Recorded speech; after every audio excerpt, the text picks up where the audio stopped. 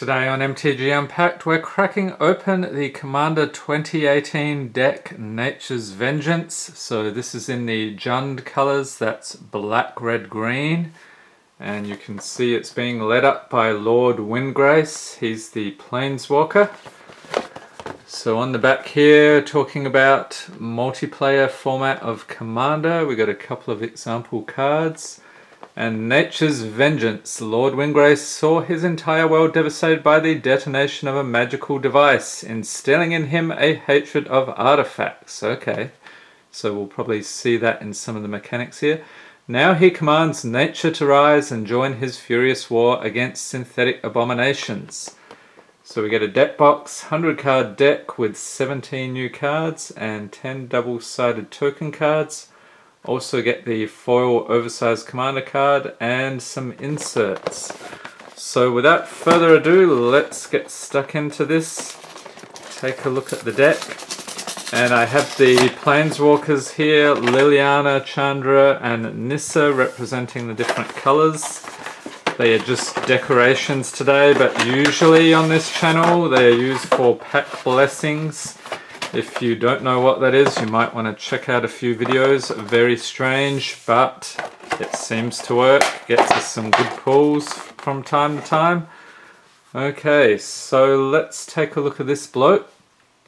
This is Lord Windgrace, or actually I should say let's look at this cat.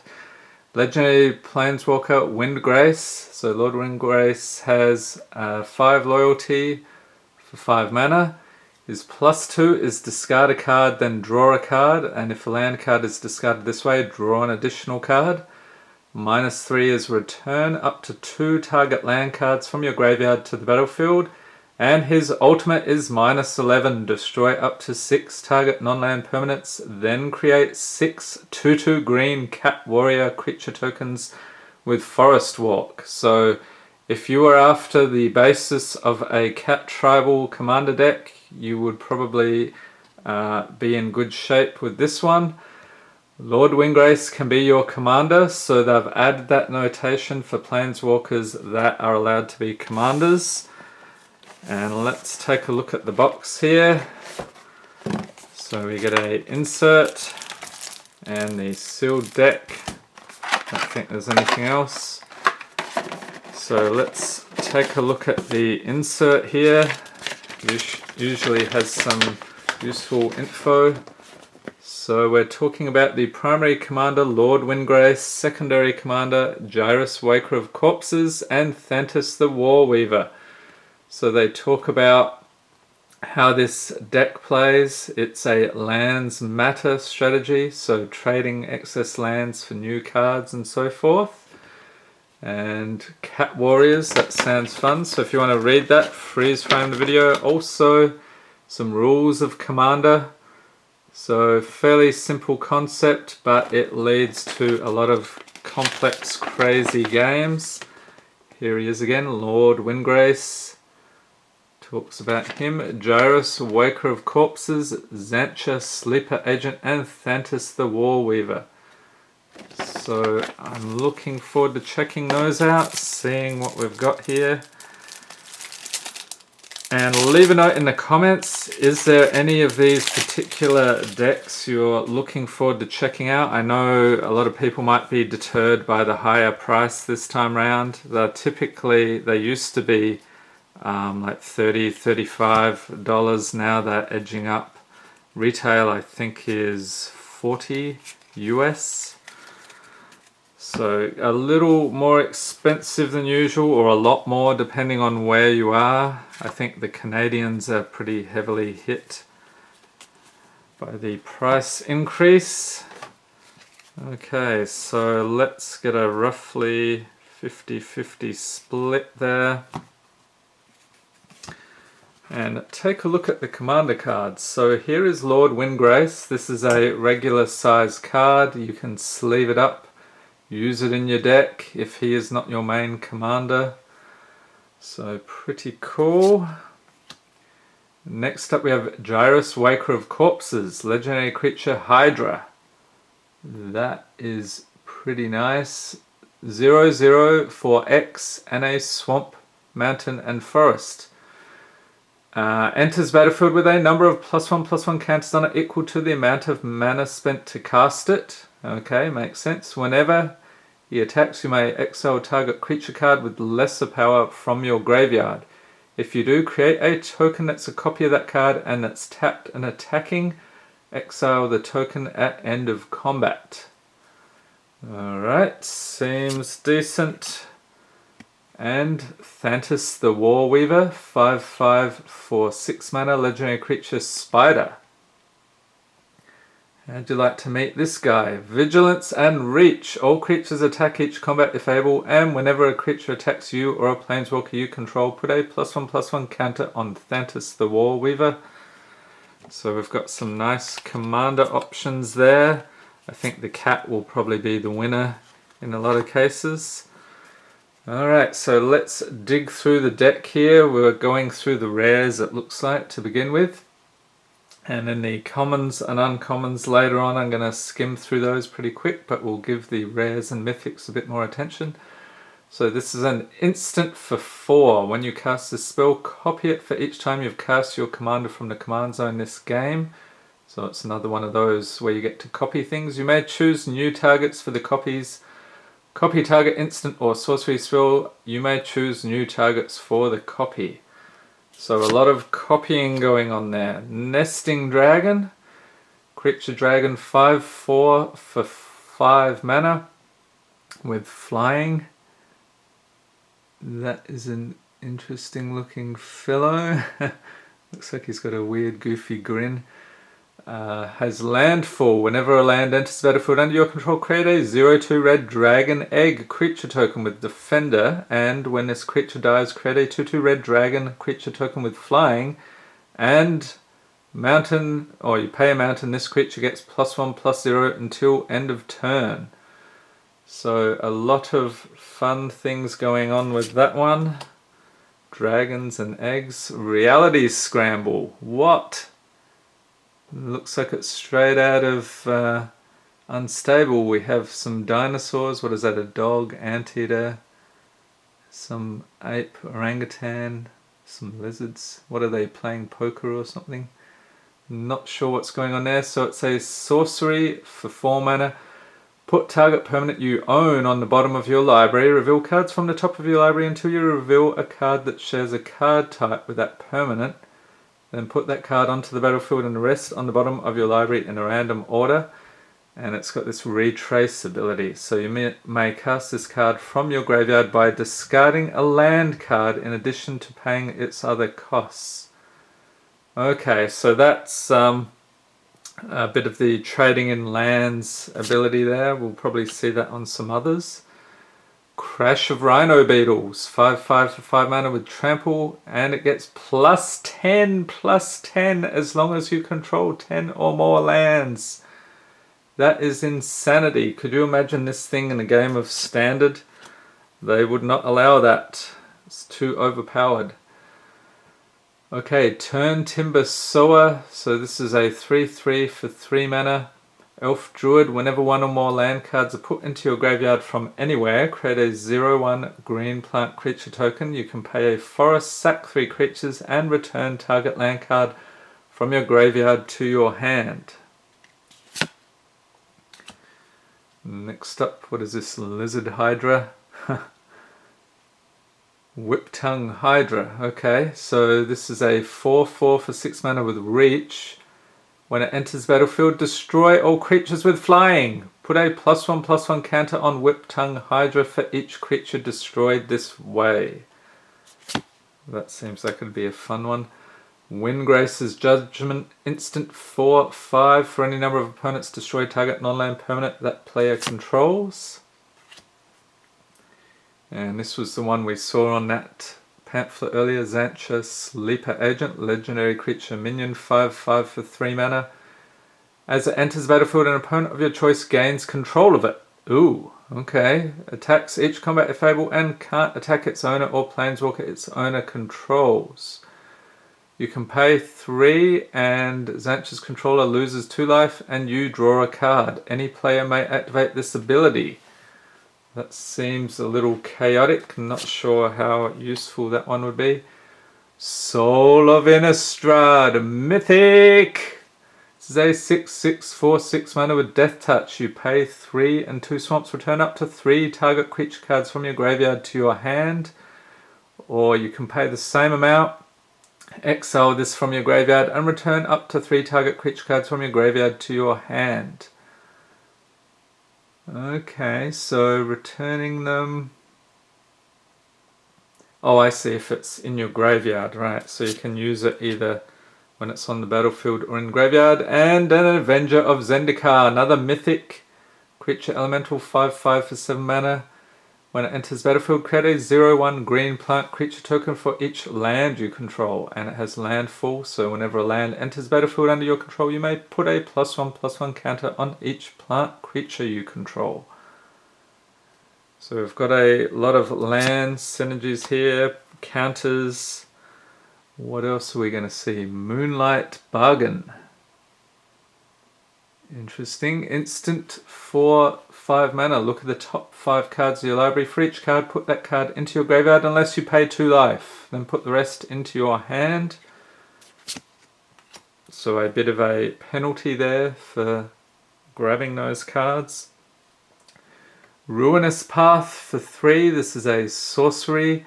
Destroy target creature or planeswalker. Awaken 4. So this is, if you cast a spell for 5 and 2 swamps, also put 4 +1/+1 counters on target land you control. And it becomes a 0/0 elemental creature with haste. It's still a land. That crazy lands as creature mechanic seems fun. Chain Reaction Sorcery for 4 mana, deals X damage to each creature, where X is the number of creatures on the battlefield. That'd be a cool one as foil. Flame Blast Dragon, 5/5 for 6 mana with flying. Whenever it attacks, you may pay X and a amount, and if you do, it deals X damage to any target. Ooh, what is this? So we have a creature human monk. There he is on the left. It's a Bedoka Gardener. You can pay 1 and a forest. It's a 2/1 tap. You may put a land card from your hand onto the battlefield. If you control 10 or more lands, flip Bedoka Gardener in 2.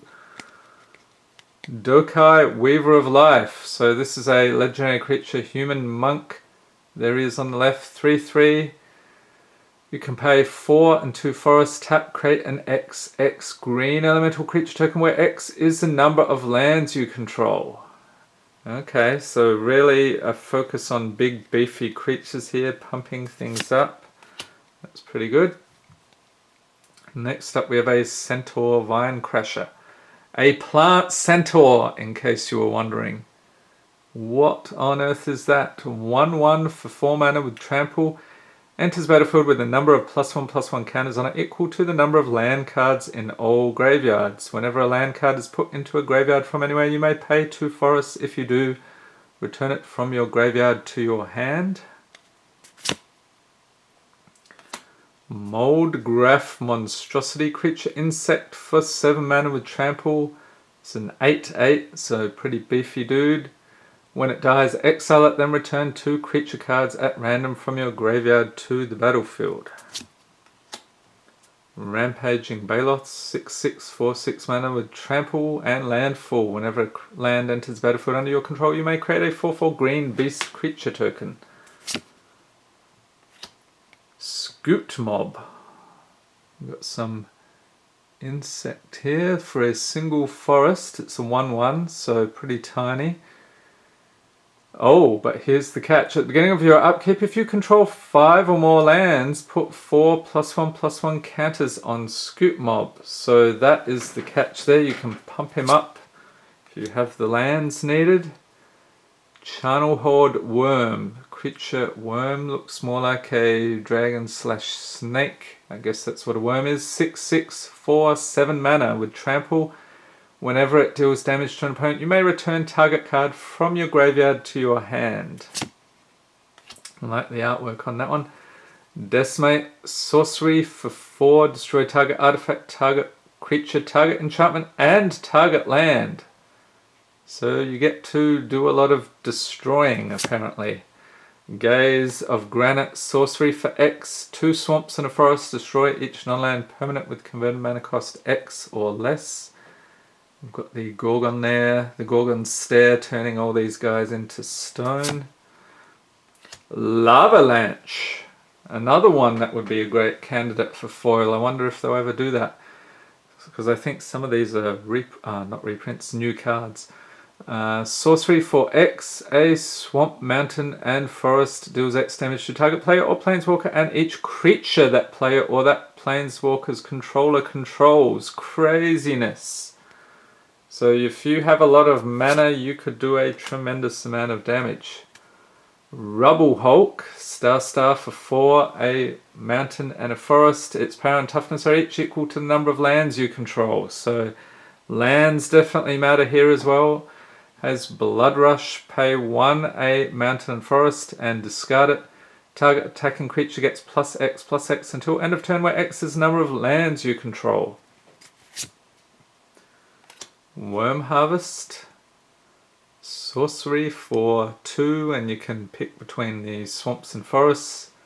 Create a 1/1 black green and worm creature token for each land card in your graveyard, and this one also has the retrace ability. Seer's Sundial, an artifact for 4, has landfall. Whenever a land enters the battlefield under your control, you may pay 2. If you do, draw a card. So that's quite a good card draw engine. Grim Backwoods, another land. So you can tap it for colorless mana or pay 2, mountain forest, tap it, sack a creature and draw a card. So the main themes here seem to be card draw and lands and pumping up creatures. Alright, so moving on here. What do we have? A loyal subordinate, loyal apprentice, loyal guardian. Everybody's loyal apparently. Retreat to Hydra. Stitched together, and I've seen this one before. Crazy artwork. Acidic Slime with Death Touch, Baloth Woodcrasher, Borderland Explorer, Consigned to Dust, Cultivate, Explore. You may pay an additional land this turn. That seems decent. Draw a card as well. Explosive Vegetation, Far Wanderings, Farhaven Elf, Grapple with the Past. What is that? Some ant or... yeah, I don't know what's going on there. Harrow, Hunting Wilds, Kalni Heart Expedition. That's cool. Sakura Tribe Elder, Snake Shaman. What is this guy's deal? You can sack him, search your library for a basic land card, put that card onto the battlefield, tap, then shuffle your library. So it's 1/1 for 2 mana. Snake Shaman, Yavimaya Elder. This guy has some interesting headdress there. Death Reap Ritual, Grizzly Salvage, Putrefy, Savage Twister, Zendikar Incarnate. So this one, its power is equal to the number of lands you control. Star 4, he's a 4 mana.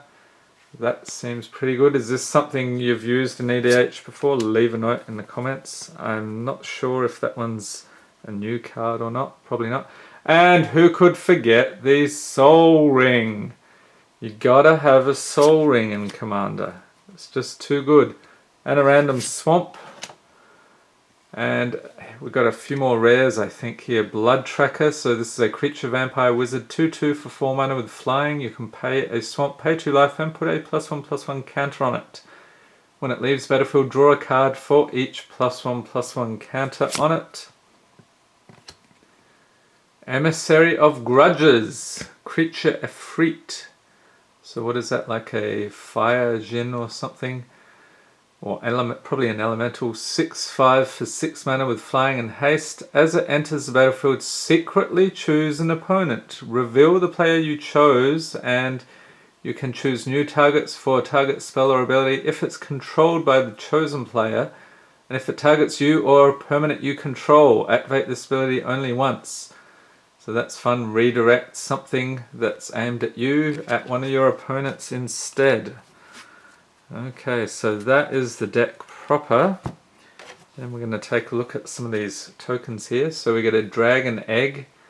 This was something, one of those cards we came across before. Talked about creating this. So it's a 0/2 defender. When this creature dies, create a 2/2 red dragon creature token with flying, and you can pay a mountain. Give it +1/+0 until end of turn. Looks like a little dragon peeking out. Cat Warrior. With Forest Walk, this creature can't be blocked as long as defending player controls a forest. So just a 2/2 token. Get a couple of these guys. Actually, there's probably a whole tribe of them. Just keep going through there. We get a Beast token. Elemental token, star, another dragon egg. And then if we flip these, we get the dragon token. So this creature gets +1/+0 until end of turn. For the mountain, I think that's what the egg hatches into. Get a Thopter, elemental, worm token. A couple of those. More beasts, plant. Surprised we didn't get more plants. We got a Thopter and a dragon. Okay, so that is the tokens. Then if we look at the mana base here, we're going to have a whole boatload of swamps, mountains and forests. Looks to be a few less mountains there than swamps and forests. Alright, and then we'll move on to the non-basic lands. So we start off, we have a Forge of Heroes. That's pretty good. A Coombe Refuge, Barren Moor, Blighted Woodland, Bajuka Bog. That one goes way back. Here's another popular one. I've had this in every deck so far. Command Tower. Tap it for 1 mana of any colour in your commander's colour identity. Evolving Wilds, Forgotten Cave, Golgari Rock Farm, random swamp chucked in the middle here, Gruul Turf, so some green and red there, Haunted Fengraf, Jund Panorama, Jungle Hollow, Kazanda Refuge, Kalani Garden, Mountain Valley, Myriad Landscape, Rakdos Carnarium, Rocky Tar Pit. So we've got all sorts of land combos here that we're going to need. Savage Lands, so this one you can pick for either a swamp, mountain or forest. Temple of the False God, Terramorphic Expanse, Tranquil Thicket, Warped Landscape, and of course the popular Magic formats. Which format do you play? Leave a note in the comments. Do you play Standard? Do you play Booster Draft or Commander? Or do you play Brawl? What do you think of Brawl? Is that something at your local game store that's even still a thing? It seems like the excitement's died down a bit with Brawl. So that was Commander Nature's Vengeance. Leave a note in the comments if this is a deck you would be planning to pick up. It looks pretty good to me. Lots of creatures, land, tricks and so forth. Lord Windgrace. So do your cat tribal thing. So that is it. We've now gone through all 4 of the Commander 2018 decks. Leave a note in the comments which one's your favorite, and I hope you enjoyed this video. If you did, give it a thumbs up, hit the subscribe button for more Magic the Gathering unboxings, and be sure to tap the notification bell to be notified as soon as new videos are released. And stay tuned, we have more Battle Bond, and also we'll be getting back to some of our other fun series, the hunt for the lottery cards, and also we're going to open some Scars of Mirrodin block packs as well. There's also a core set in there, I forget which one it was. So stay tuned for all that. Thanks for watching and have a great day.